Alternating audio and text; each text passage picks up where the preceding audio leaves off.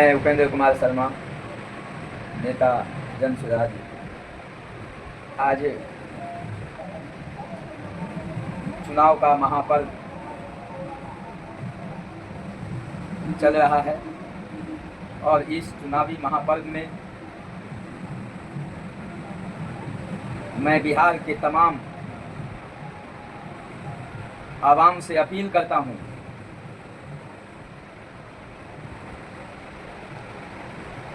कि इस चुनाव के दरमियान एक जाति एक दूसरे जाति को कैसे गाली सुनवाया जा रहा है। आरजेडी को ऐसा लगता है कि फलाने समाज को अपमानित कर करके हमको ज़्यादा से ज़्यादा वोट संगठित होगा। उसके बदले में जेडीयू भाजपा को, गठबंधन को, एनडीए गठबंधन को भी लगता है कि फलाने को अपमानित करने से हमको ज़्यादा फायदा होगा। इस तरीके से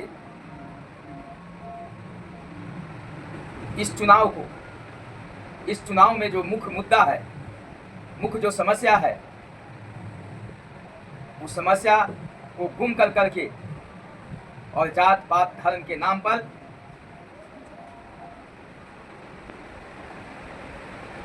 लोग जो है चुनाव जीतने का एक हथकंडा अपना रहे हैं, जिसका जीता जागता मैं फरमान दे रहा हूं।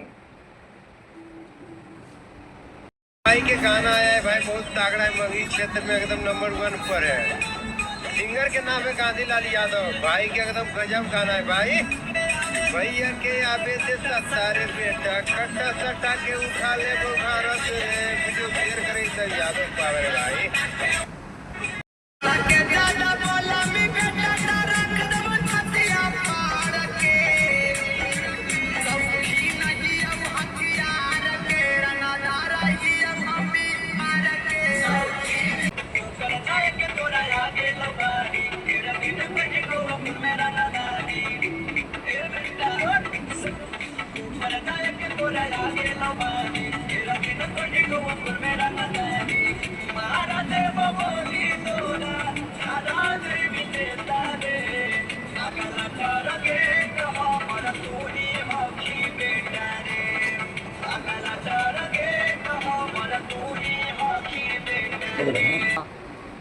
जबकि आप लोग देख रहे हैं किस तरीके से एक दल, एक समाज के लोग एक दूसरे समाज के लोग पर कैसे अश्लील गानों का प्रयोग कर रहे हैं, जो कि लोकतंत्र में इसका कोई जगह नहीं है। लेकिन आज राजनीति का ग्राफ इतना गिर चुका है, सत्ता को पाने के लिए राजनेताओं का मानसिकता इतना गिर चुका है कि वह सत्ता के लिए किसी भी हद तक जाने के लिए तैयार है। मैं चुनाव आयोग से भी अपील करता हूं कि क्या ऐसे इस तरीके से चुनाव, इस तरीके से एक समाज दूसरे समाज को अपमानित करते हुए चुनाव लड़ना का यह आचार संहिता के उल्लंघन में नहीं है? इनसे सवाल नहीं होना चाहिए। क्या एक बहुत बड़े नेता के ऊपर जनता को गाली दिया जा रहा है, उस पर सवाल चुनाव आयोग को खड़ा नहीं करना चाहिए?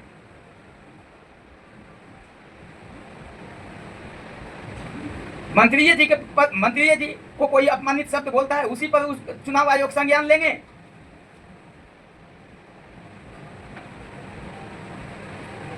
एक समाज एक दूसरे समाज के लोग गाली दे रहे हैं, उस पर चुनाव आयोग के संज्ञान में कुछ नहीं है।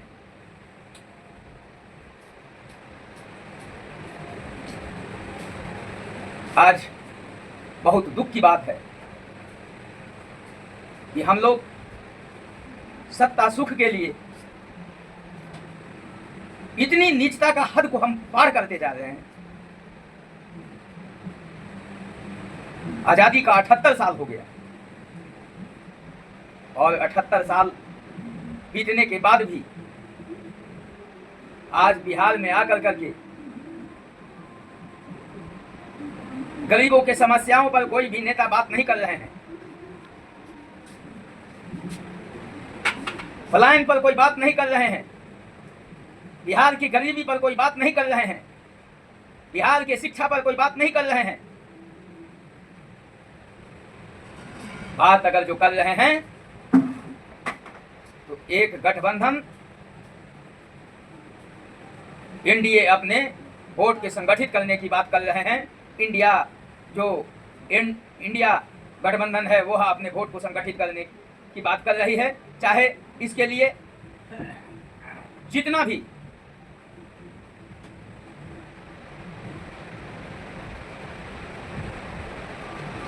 भी असंवैधानिक बातों को हद के हम पार कर सकते हैं, इसका कोई परवाह नहीं है।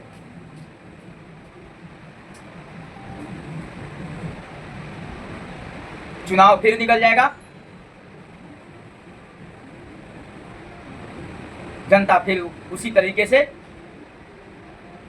पलायन करते रहेगा, गरीब का पलायन होते रहेगा। आज हमारे प्रधानमंत्री जी बिहार आ रहे हैं, गृह मंत्री जी बिहार आ रहे हैं, लेकिन बिहार में आकर के अपने चुनावी संबोधन में एक बार भी बिहार के हमारे गरीब युवा जो दिल्ली, बम्बई, मद्रास, गुजरात से दिवाली, छठ, दशहरा में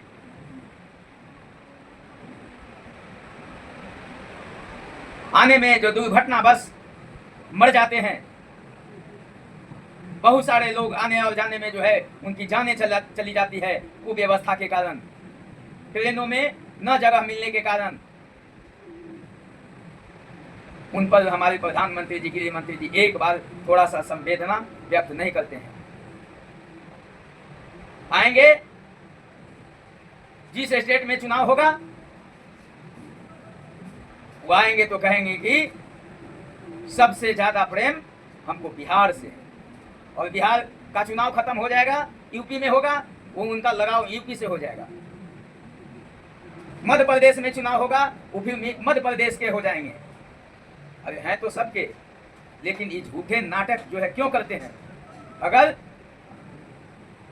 आपको बिहार से इतना ही प्रेम होता, आपके बिहार के युवाओं से, बिहार के गरीबी से, बिहार के बदहाली से, प्रधानमंत्री जी इतना ही आपको बिहार के इस समस्या से, आपके बिहार से प्रेम होता तो आज जो बिहार में जो सारे समस्या जटिल पड़े हुए हैं, ये सारे समस्या बिहार से खत्म हो जाते हैं। और 11 साल हो गए, इस 11 साल के कालखंड में आप एक बार भी बिहार के युवाओं के पलायन की बात नहीं किए। आप ज्यादा से ज्यादा जो है बिहार से मजदूरों को ढोने के लिए बात की।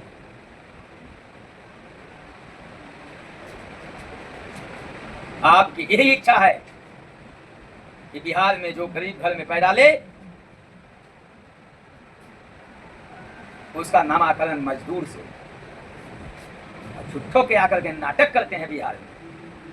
लगाव है, डेटा दे दिए, डेटा दे दिए हैं, डेटा को कम कर दिए हैं। बिहार को डेटा का हिसाब चाहिए।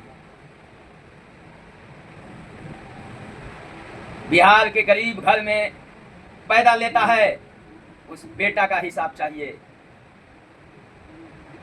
इसलिए मैं बिहार के तमाम भाइयों बहनों से अपील करता हूं कि बिहार में जो एक नई व्यवस्था, नई विकल्प के रूप में जन स्वराज पार्टी का जो गठन हुआ है, जो बिहार के मिट्टी पर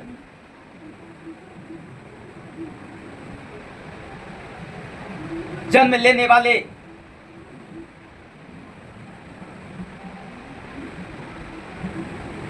एक गॉड गिफ्ट के रूप में प्रशांत किशोर जी जो बिहार के गरीबों के, वंचितों के, शोषितों के लिए जो संकल्प लिए हैं, वह संकल्प को ये सब भ्रष्टाचारी, दुराचारी और स्वार्थवादी नेताओं के फेरे में फंस करके न उलझें। ये सभी लोग को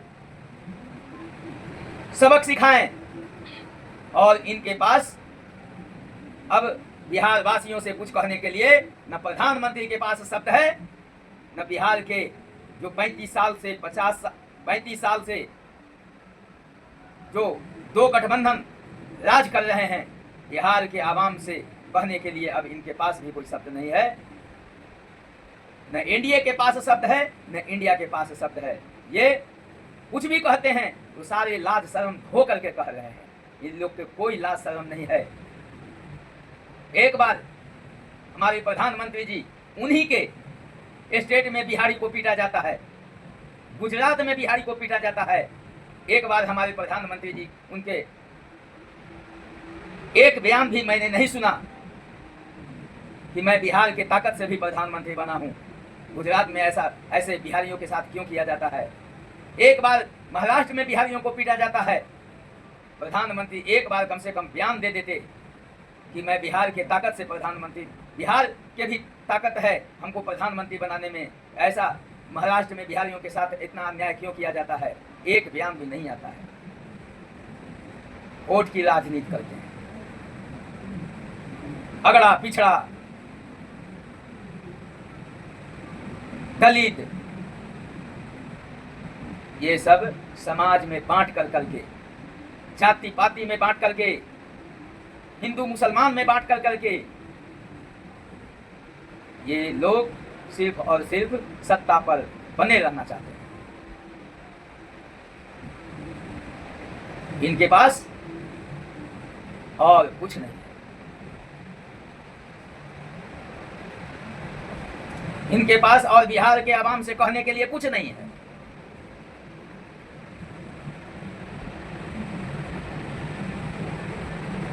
बिहार आए तो एक बार सूद नहीं लिए बिहारियों का कि कौन कौन सा पानी में जल, कौन कौन सा क्षेत्र जो है बाढ़ में तबाह हुआ, कितनी क्षति हुई, कैसे दर्द में है। इससे इनको क्या लेना देना है? आएंगे, झूठे मूठे को हम मंदिर में जाएंगे,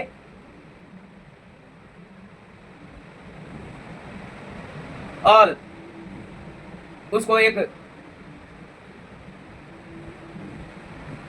वोट के रूप में जो है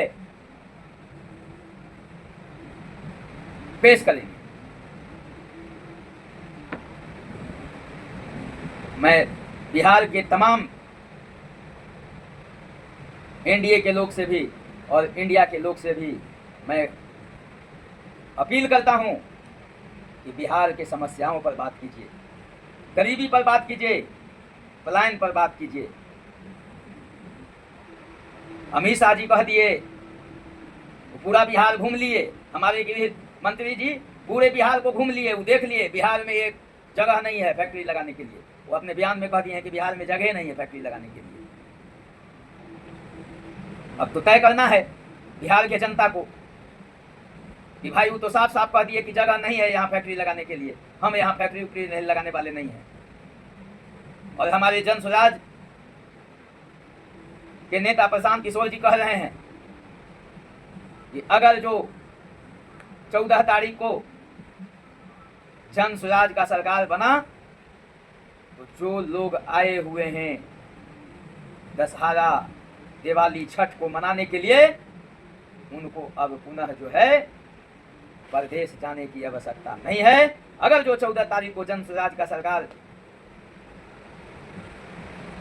का फिजा सामने आ गया तो निश्चित तौर से उन सारे जो प्लान करता है उनको रोक लिया जाएगा और 10 से 15 हजार का काम जल्द से जल्द बिहार में दे दिया जाएगा। ये क्या चल रहा है? में खुलेआम मंच पर ये कहा जाता है कि न गले वाला दाल हौ रे, इता आरजेडी के ही माल हौ रे, इता नहीं गले वाला दाल ही रे, आरजेडी के ही माल ही रे। जयखान के आयुषी हवे मासी के बिहार पासवान के, आयुषी सामान्य प्रजा लगाई जान, हवे मासी के बिहार पासवान। मैं बिहार के आवाम से अपील कर रहा हूं, आम मतदाताओं से अपील कर रहा हूं कि क्या आपको पुनः यही जाति पाति धर्म के नाम पर वोट देना है कि अपने बाल बच्चों के दुर्दशा से निकलने के लिए वोट देना है? अगर यही पसंद है तो जहां है एनडीए, जहां जो एनडीए में है वो एनडीए को दें, इंडिया में है इंडिया को दें। अगर जो अपने बाल बच्चों के लिए अगर जो सोचना है, आप अपने बाल बच्चों को आगे बढ़ाना है, तो ये सारे जो है पखंडी लोग से हट कर करके, ये सब बलहरूपिया से हट कर करके ये सारे लोग को देख चुके हैं। ये लोग को ताकिए भी नहीं, ये लोग को सुनिए भी नहीं। और मैं सारे मतदाताओं से अपील करता हूं कि एक बार अपने बाल बच्चों के लिए, अपने समस्याओं के समाधान के लिए, अपने बाल बच्चों को पलायन से रोकने के लिए जन सुराज को वोट दें। स्कूल के बस्ता पर बटन दबाएं और प्रशांत जी के, जन सुराज के संस्थापक प्रशांत जी के हाथों को मजबूत करें और गरीबी से निकलने का, यह आपको गरीबी से निकलने का, आपके समस्याओं से निकलने का यही एक रास्ता है, स्कूल का रास्ता। धन्यवाद।